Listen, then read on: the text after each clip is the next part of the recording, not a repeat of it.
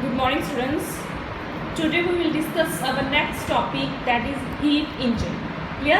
आज हम करेंगे heat engine. Clear? इसके बारे में पढ़ेंगे. हीट इंजन पढ़ने से पहले मैं आपको कुछ एक बेसिक कंसेप्ट करवा रही हूँ जो इसमें यूज़ होगा. ठीक है?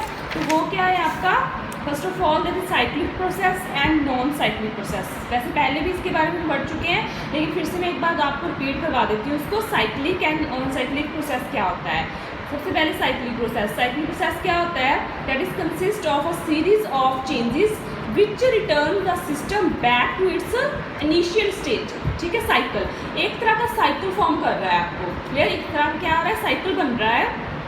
क्या है, जिस स्टेज से वो चला था, जिस स्टेज से प्रोसेस स्टार्ट हुआ था हमारा, उसी स्टेट में प्रोसेस जो है वापस चला गया. क्लियर? तो उस प्रोसेस को क्या बोलते हैं, साइक्लिक प्रोसेस. उसके बाद नॉन साइक्लिक प्रोसेस, ऑब्वियस इसका रिवर्स हो गया.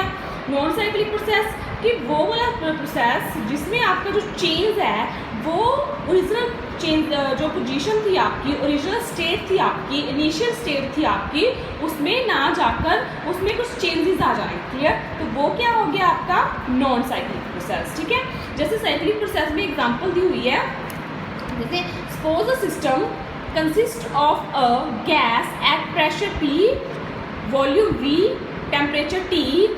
Let the system be subjected to a number of changes including isothermal and adiabatic expansions and compressions.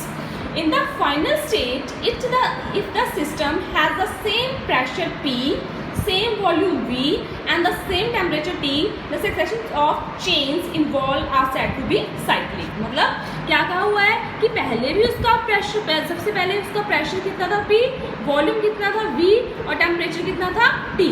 After उसके बाद कुछ उस सिस्टम में वर्किंग स्टार्ट हो गई, कुछ प्रोसेसेस हुए जैसे आइसोथर्मल और एडियाबैटिक एक्सपेंशन एंड कंप्रेशन.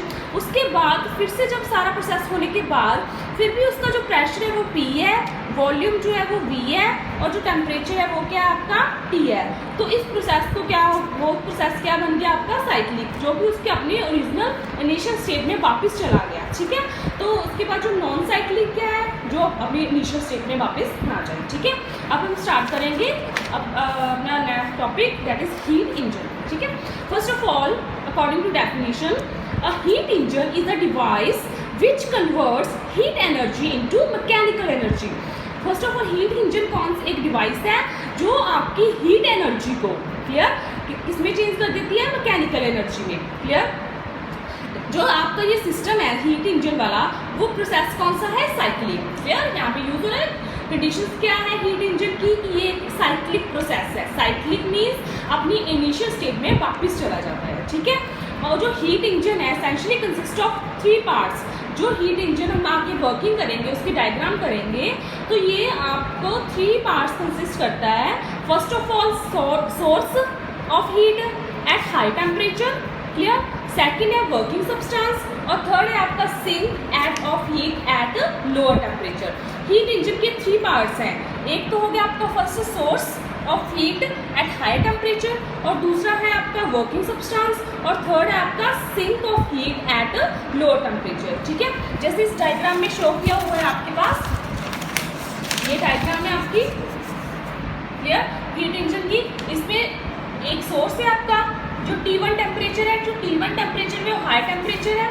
ठीक है, उसके बाद Q1 हीट हो गई, जा रही है किसमें, वर्किंग सब्सटेंस में. उसके बाद जो वर्किंग सब्सटेंस है वो बाहर, मतलब एटमॉस्फेयर सराउंडिंग में वर्क कर रहा है. अब एरो शो कर रहा है, देखो एरो का क्या शो हो रहा है कि बाहर की तरफ जा रहा है. वर्क डन जो हो रहा है बाहर की तरफ हो रहा है, work done by the system हो रहा है, सराउंडिंग पर हो रहा है. क्लियर? उसके बाद सिंक, तो जिसका टेम्परेचर कितना है, T2, वो जो कि ये भी है लो टेम्परेचर पर. ठीक है, और इसमें हीट क्या कौन सी आ रही है, Q2 आ रही है आपके पास. क्लियर? उसके बाद वर्किंग देखो, इसकी वर्किंग क्या है आपके पास, वर्किंग क्या है इसमें, जो वर्किंग सब्सटेंस है आपका, क्लियर, जो डायग्राम में शो किया हुआ है आपको, वो क्या कर रहा है, हीट एब्जॉर्ब कर रहा है सोर्स से. ठीक है, उसके बाद कुछ वर्क कर रहा है वो. उसके बाद साइक्लिक प्रोसेस करने के बाद जो हीट बाकी रह गई वो रिलीज कर देता है सिंक को. क्लियर? इसके लिए मैं सबसे पहले आपको एग्जांपल देना चाहूँगी स्टीम इंजन. स्टीम इंजन होते हैं ना आपके पास जो भाप से चलते हैं. क्लियर। उसमें क्या होता है, वो भी इसी प्रोसेस पर वैलिड है, इसी प्रोसेस पर है, वो भी साइक्लिक प्रोसेस है, ठीक है। उसमें क्या होता है कि जब जो स्टीम होती है, स्टीम, उसको आप टरबाइंस पर फॉल करते हो, क्लियर। तो उस स्टीम के प्रेशर से जो फोर्स लगा रही है स्टीम, उससे जो टरबाइंस है वो रोटेट करने लग जाती है, ठीक है।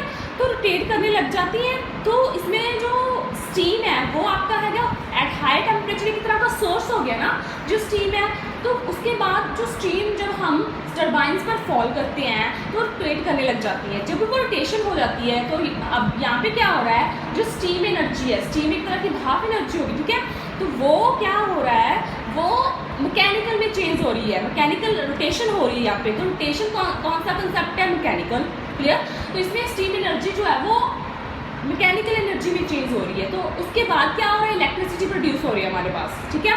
तो अब देखो जितनी स्टीम जो है वो टरबाइन पर फॉल करेगी, जरूरी नहीं है कि उतना ही अपने हमारे पास इलेक्ट्रिसिटी प्रोड्यूस होगी, उसमें से कुछ एनर्जी हीट की फॉर्म में बाहर सराउंडिंग में चली जाएगी, क्लियर। कोई भी सिस्टम है उसमें ऐसा नहीं होता कि अगर आप 100% आप इनपुट दे रहे हो तो ये जरूरी नहीं है कि आपको 100% ही आउटपुट मिले।